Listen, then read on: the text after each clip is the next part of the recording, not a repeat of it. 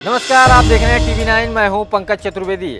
आज हम उत्तर प्रदेश की 5 बड़ी खबरें बताएंगे जो महत्वपूर्ण होंगी, समाज से जुड़ी होंगी, राजनीति से जुड़ी होंगी और ब्यूरोक्रेसी से जुड़ी होंगी। चाहे वो नेपाल में आई बाढ़ की स्थिति को लेकर के हो, उस पर उत्तर प्रदेश में क्या प्रभाव पड़ेगा और नेपाल में उत्तर प्रदेश के कितने लोग फंसे हैं उसके बारे में जानकारी देंगे। साथ ही उत्तर प्रदेश में राजनीति में क्या चल रहा है, इन सब महत्वपूर्ण जो खबरें होंगी वो हम आपको बताएंगे। 21 अगस्त को दिल्ली में आरक्षण में संशोधन यानी सुधार या आरक्षण को समाप्त करने या आर्थिक आधार पर आरक्षण देने की मांग को लेकर के प्रदर्शन हुआ था। ये प्रदर्शन सामान्य वर्ग के युवाओं ने किया था और देर रात तक प्रदर्शन चला था। इसमें उनकी मांग थी कि आरक्षण जो मौजूदा स्थिति में है या तो इनमें सुधार किया जाए या इसको समाप्त किया जाए या आर्थिक आधार पर सबको आरक्षण दिया जाए। साथ ही जो SC/ST कानून है इसको लेकर की भी युवाओं ने हुंकार भरी थी और ये कहा था कि कानून में लगातार दुरुपयोग किया जा रहा है, बहुत सारे फर्जी मुकदमे भी दर्ज किए जा रहे हैं। आरक्षण पे ये भी कहा गया था कि बहुत सारे ऐसे लोग हैं जो आरक्षण का लाभ लेकर के उच्च पदों पे हैं, उनको उस लाभ से बाहर किया जाना चाहिए और एक क्राइटेरिया बनाना चाहिए, नहीं तो आर्थिक आधार पर सबको आरक्षण मिलना चाहिए क्योंकि हर वर्ग में गरीबी है।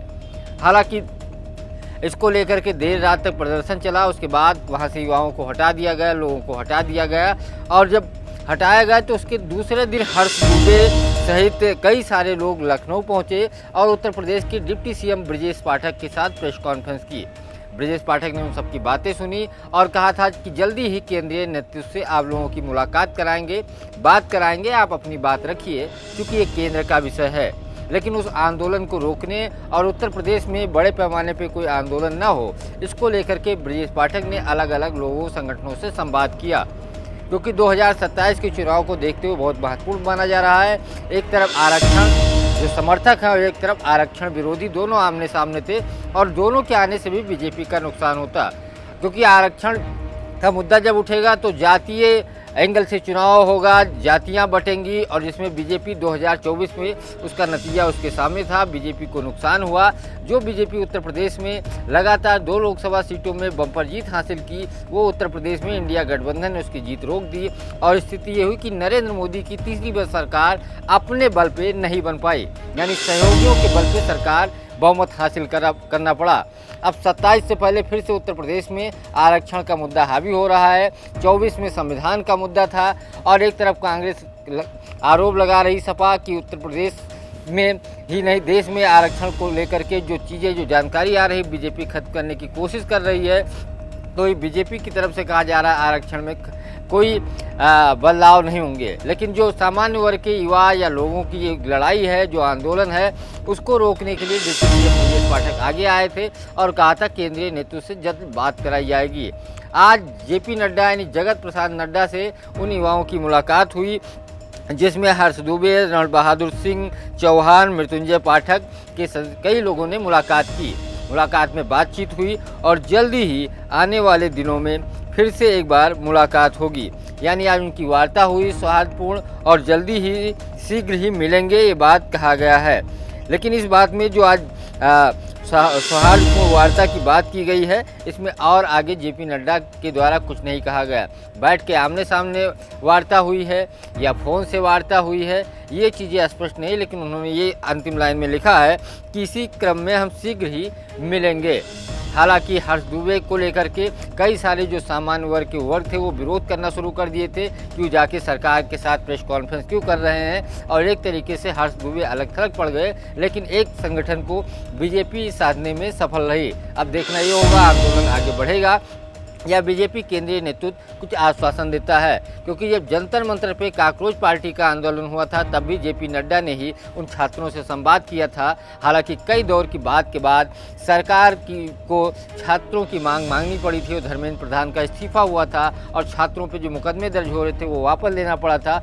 और जो नीट की तैयारी के दौरान जब रिजल्ट आया और गड़बड़ियों के आरोप लगे पेपर आउट के, तो जिन लोगों की आत्महत्या की वजह से मौत हुई उनको धनराशि आर्थिक मदद देने का सरकार को ऐलान करना पड़ा। अब देखना ये होगा, ये जो आंदोलन शुरू हो रहा है जिसमें बीजेपी अभी से संवाद करना शुरू कर दिया है, अब आगे क्या नतीजे निकलेंगे। बात हम दूसरी खबर की करेंगे। उत्तर प्रदेश में समाजवादी पार्टी के मुखिया अखिलेश यादव ने आज फिर से योगी सरकार पर हमला बोला। उन्होंने कहा ये सरकार सिर्फ बेचने के लिए बनी है, अगर इनका बस चले तो अपनी पार्टी यानी भाजपा को बेच दें।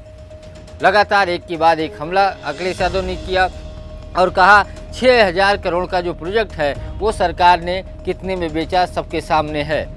जितने का सरकार ने देखा जाए तो करीब 800 करोड़ के आसपास उसकी पार्किंग से जितने दिन के लिए लीज पे दी गई 30 साल में निकल आएगा।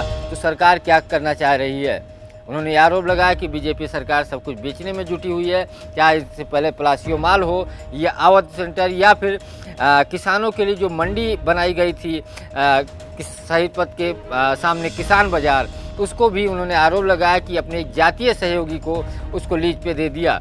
वो इसका संचालन इस समय राजेश सिंह कर रहे हैं और यही कारण है अखिलेश यादव ने मुख्यमंत्री पर निशाना साधते हुए कहा कि अपने स्वजातीय लोगों को दे दिया है। तो अखिलेश यादव एक के बाद एक हमला बोला, क्योंकि जेपीएनआईसी से अखिलेश यादव का बड़ा लगाव है। उसमें समाजवादी पार्टी या समाजवादी आंदोलन या समाजवादी विचारधारा से जुड़े लोगों की तस्वीर थी, म्यूजियम थी, इसके साथ साथ लाइब्रेरी, बड़ा कन्वेंशन हॉल, हेलीपैड, बहुत सारे कमरे थे। एक हाईटेक था, बहुत बड़ा देश का कन्वेंशन सेंटर वो माना जाता था और लगातार 8-9 सालों तक जांच चलती रही। जांच में नतीजे में क्या निकले सरकार ने नहीं बताया, जो सरकार ने जांच बैठाई थी। लेकिन अब जरूर लीज पे 2 कंपनियों को संचालन के लिए दे दिया है और संचालन करेगी सरकार, फ्री में कार्यक्रम करेगी। लेकिन लोगों को अगर बुकिंग कराना है तो उसके लिए पैसा देना होगा। लेकिन जेपीएनआईसी को लेकर के आज अखिलेश यादव बीजेपी पर हमलावर होते नजर आए। 2027 की तैयारी में जुटी समाजवादी पार्टी ने कल महिलाओं को लेकर के बड़ा ऐलान किया। लेकिन ऐलान से ज़्यादा महत्वपूर्ण है कि ऐलान किसने किया।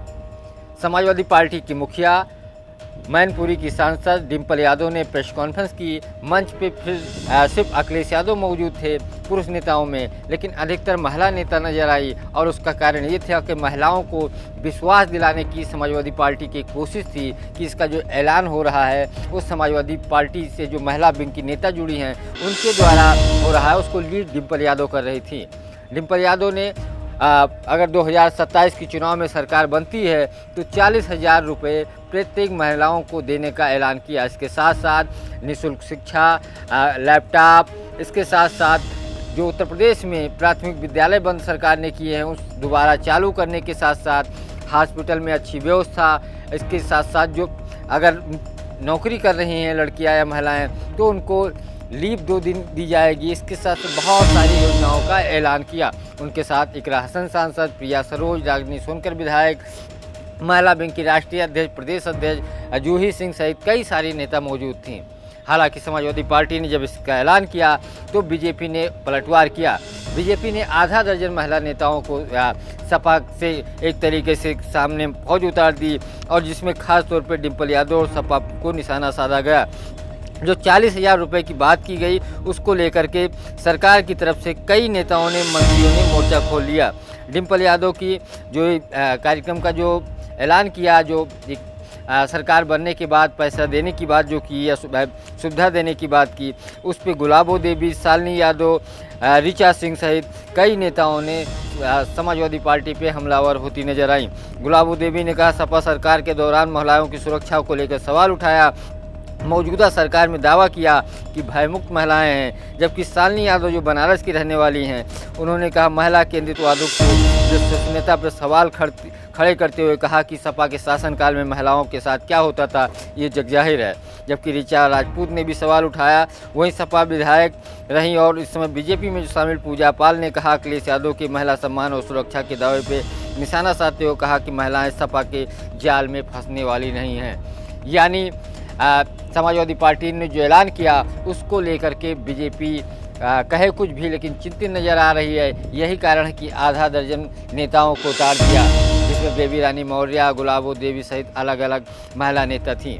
फिलहाल समाजवादी पार्टी ने इस बात को दोहराया कि सपा सरकार आएगी तो सबसे ज़्यादा प्राथमिकताओं में महिलाएं होंगी। पीडीए का ये आधी आबादी है और आधी आबादी को साधने के लिए समाजवादी पार्टी ने कोशिश शुरू कर दी है।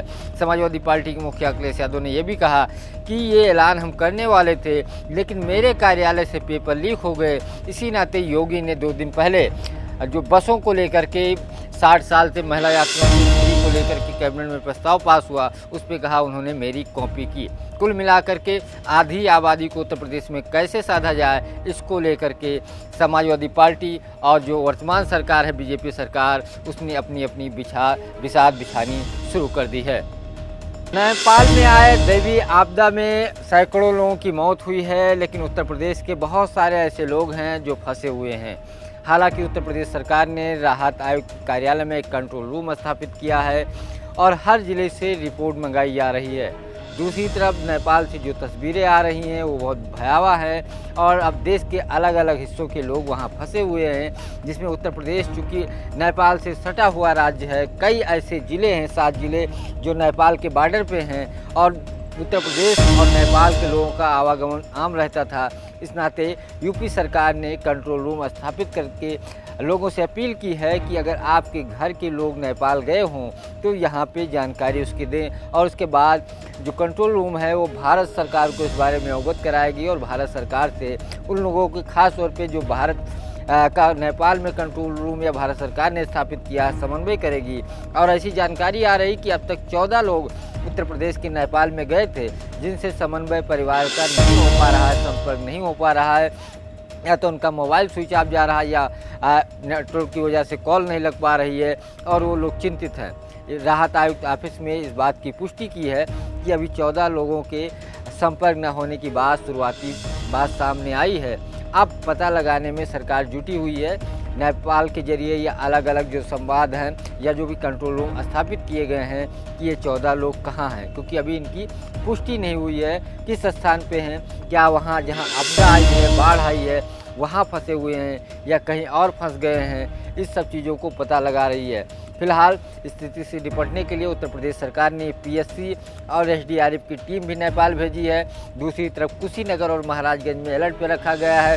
दोनों जगह एनडीआरएफ, एसडीआरएफ, पीएससी की अतिरिक्त फोर्स लगाई गई है, बचाव राहत के जवान लगाए गए हैं। साथ ही लोगों को हिदायत दी है कि आसपास जहां खतरा है नेपाल से जो पानी आ रहा है नदियों में बाढ़ की वजह से, वहां से न रहे, उनको सुरक्षित स्थानों पे पहुंचाया जा रहा है।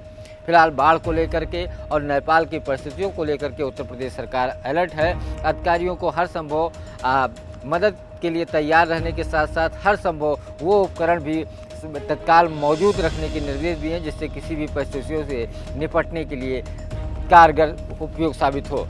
बात हम अंतिम खबर की करेंगे। दरअसल उत्तर प्रदेश सरकार ने एक बड़ा निर्णय लिया है। आज से रक्षाबंधन के उपलक्ष्य में महिलाओं की फ्री यात्रा होगी, यानी बस में वो कहीं भी जा सकती हैं 27, 28 और 29 तारीख तक, और अपने साथ एक सहयात्री यानी एक सहयोगी को लेकर के भी जा सकती हैं। यूपी सरकार ने महिलाओं को लेकर के फ्री स्कीम रक्षाबंधन के उपलक्ष्य में शुरू की है और सरकार ने अतिरिक्त बसों का भी संचालन किया है, यानी बसों की संख्या बढ़ाई जा रही है। कंडक्टर और ड्राइवर से अतिरिक्त वेतन देने यानी उस दिन का मानदेय अतिरिक्त दिया जाएगा। साथ ही बहुत सारी जो तैयारियां हैं उसको की गई हैं। बस स्टाफ की सुरक्षा बढ़ाई गई है, किसी भी प्रकार की अव्यवस्था न होने पाए, दिक्कत न होने पाए, उसको लेकर के भी सरकार ने व्यवस्था की है। फिलहाल आज की खबरों में इतना ही। मुझे दीजिए इजाज़त। नमस्कार।